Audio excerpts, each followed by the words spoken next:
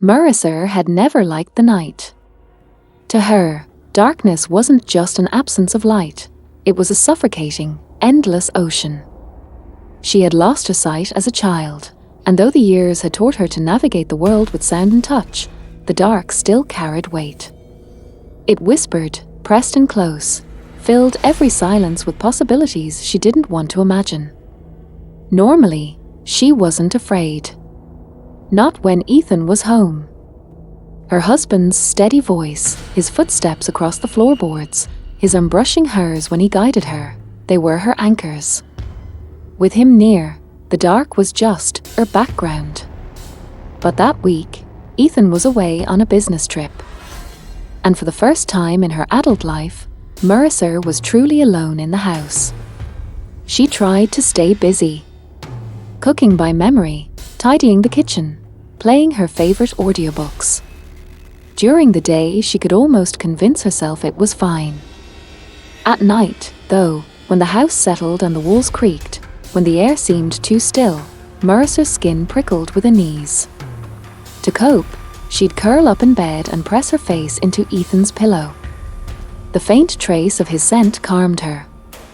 She would pretend he was there beside her, whispering good night. But on the fourth night, something changed. That evening felt heavier than the others. The air was thick, as if a storm pressed against the house, though she could hear no wind. When she lay down, her pulse was already quick. Minutes passed. She adjusted the blanket. She focused on the sound of her own breathing. And then, she felt it. Someone was in the room. Marissa froze.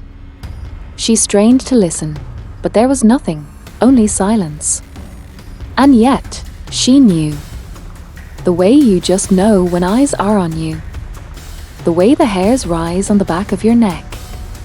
Her hand reached instinctively for Ethan's pillow.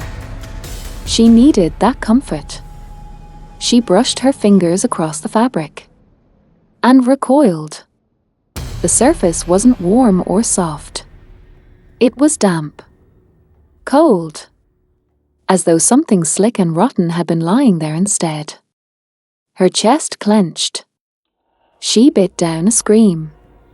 And then, or a breath. A wet exhale brushed the nape of her neck. Marissa scrambled out of bed, nearly tripping in the tangle of sheets. Her hands stretched into the dark, trying to find the doorframe. Behind her, the boards groaned as something moved. Heavy. Deliberate. The sound of footsteps followed her. She gasped, fingers fumbling until she found the doorknob. She wrenched it open and stumbled into the hall, barefoot, disoriented, heart battering her ribs. She could hear it following. Closer. Faster.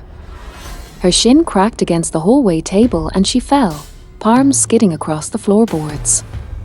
Before she could rise, the thing was almost upon her, the thud of its steps pounding the wood. And then, Marissa. Her husband's voice. From down the hall. Her whole body jolted with hope.